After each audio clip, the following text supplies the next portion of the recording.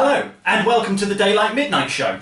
This is an ever-evolving show, so we're trying a couple of new things at the start. You'll notice we've changed the camera position just to mix it up a little bit. I like the way I'm saying we, this is a one-man operation. I have tried a different camera position for this week just to see what the sound quality is like, and I found a new sexy countdown timer that I've loaded onto my laptop. No episode of this show is ever going to be more than 10 minutes long, so I set a timer every week to let me know when the time is up. And so I've got a new bright big one here on the laptop screen. I haven't tested this, so I don't know if you're going to be able to see it, but hopefully you can see the numbers counting down. And then if you get fed up with my ugly mug during the broadcast, you can look over there and go, well, there's only 9 minutes left, then we can have a cup of tea and watch something funny.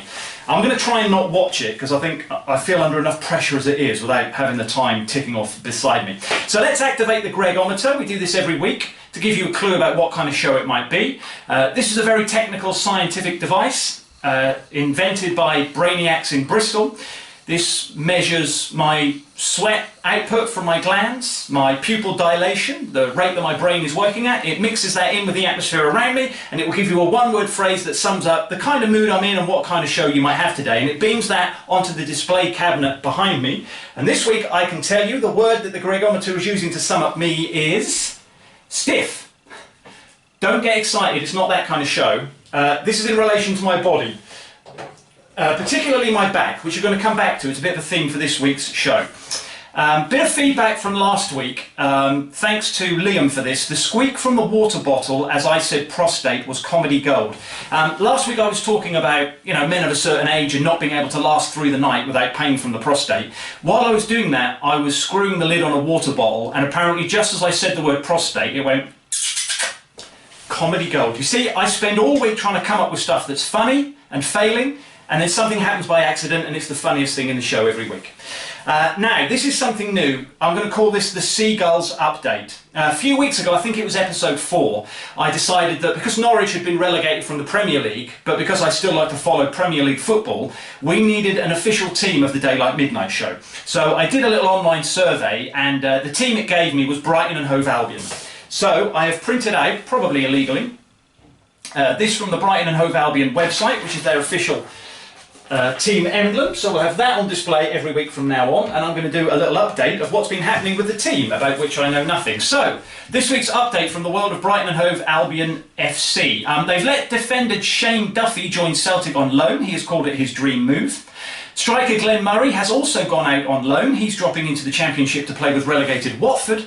But good news, defender Ben White has signed a new deal, ending speculation that he might be about to leave. Ben, of course, spent last season on loan at Leeds, where he helped them win the Championship. So that's this week's Seagulls Update. Let's have a look in the brown folder then.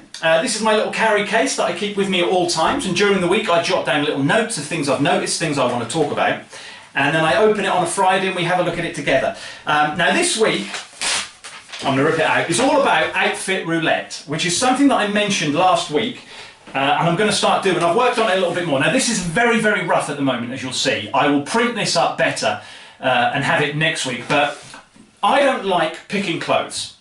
To be honest, I don't like wearing clothes, and if I could get away with it, I would do this show and live everyday life naked. Unfortunately, there's a few laws and a few court cases up against me that tell me I can't go around naked, especially when I'm putting something on YouTube.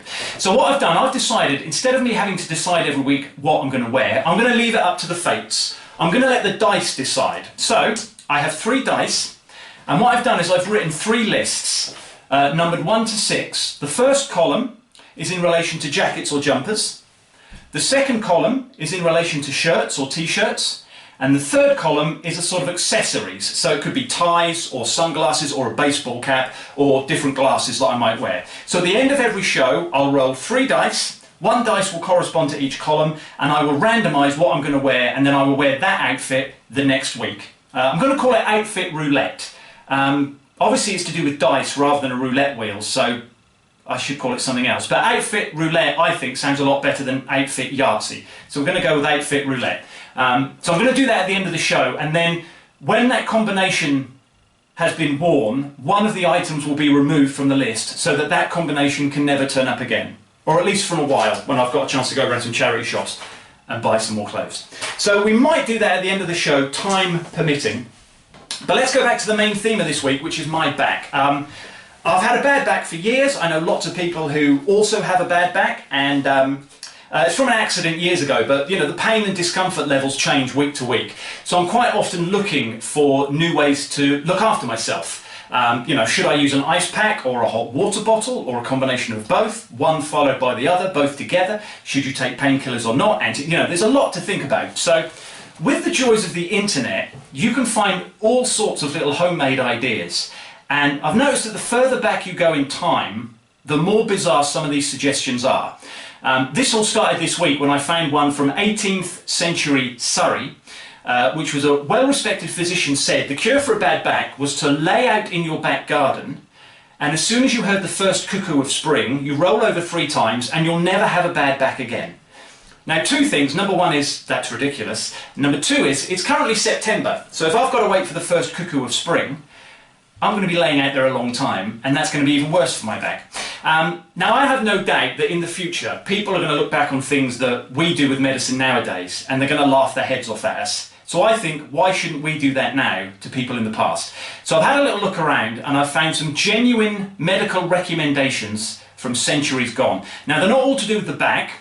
Some of these are general advice, some of them are specific to certain conditions, but they all made me smile when I read them this week, so I thought I'll share them with you. So a couple of quickies to start with, just to give you an idea. If someone is lethargic, you should shout in their ear while they're asleep. And in 16th century Germany, if you had toothache, you were told to kill a woodlouse and then hold it against the problematic tooth. Science behind this, I know not what of. If you suffer with asthma, this apparently is a cure for asthma attacks. This is from John Wesley's 1755 work called Primitive Physic. Live a fortnight on boiled carrots only. It seldom fails. So if you suffer with asthma, 2 weeks on boiled carrots, you'll be able to breathe again and presumably see in the dark. If you're a child with waterwork issues at night, be pleased your parents don't heed this advice from something called The Widow's Treasure from 1595. A mouse rotted and given to children to eat remedieth pissing the bed. Sorry for the bad language, I'm reading it verbatim from the 16th century. I think if you're going to let mice rot and then feed them to your children, they're going to have a lot more problems than just being wet at night. A couple more for you that I found. Someone called Edward Fountaine published something called A Brief Collection of Many Rare Secrets in 1650, and he'd done some research about a plague outbreak in Venice in 1504, and apparently this was actually mentioned as a cure for plague in the 1500s. Take of a healthy male young child's water, fine treacle and aniseed water, of each a like quantity, mingle them, and give about 1/4 of a pint or a little more at a time of it to the patient in the morning fasting. For 3 mornings altogether, this hath cured many. So actually, if you do have a child that wets the bed, and he happens to be male, don't give him a dead mouse to chew on to cure him. Collect the wee, mix it with some aniseed and treacle, and you have a cure for the plague. Everyone's a winner. And one more, I think this is my favourite of all the ones I've found. This is from something called The Family Physician and the House Apothecary by Gideon Harvey from 1676. Now, it wasn't clear, but I think this is designed as a cure for constipation. Take a beetroot or a cabbage root, cut it according to the length and shape of your forefinger. That is tapered, only a little pointed at one end. Dust it about with a little salt powdered fine and put it up your fundament. So hopefully they might help a few of you that might be asthmatic or suffering with constipation. Now, inspired by those, I decided to invent a few of my own, so I'm going to spread these around, and I really hope that these become accepted wisdom in the next few months. If you suffer from excessive flatulence, walk 12 hours with a radish in your pants. If ye be stricken by the earwax, chew on the rind of an overripe lemon while standing naked in a flowing brook. And the best cure for a headache is to cover some popcorn in sherbet and eat it all while watching all 8 episodes of the Daylight Midnight Show back to back. So there we go. I hope that's been a little bit informative and helpful for you. That's all I have from that for this week, and we've got 30 seconds left, so let's very quickly do the outfit roulette then for next week. So I'm going to roll the dice one at a time. So this one is for the jacket. That's a number 4, which is my smartest jacket, as I've quoted it here, which is my nice grey one that I've worn before. Dice number 2 is for the undergarment. Number 2 is my best blue shirt, which is a combination we've had before, but we'll go with it anyway. And then for the accessories, number 6, which is a baseball cap. So that's what I'll be wearing next week. My smartest jacket, my best blue shirt, and a baseball cap. I will see you next week. Have a great 7 days.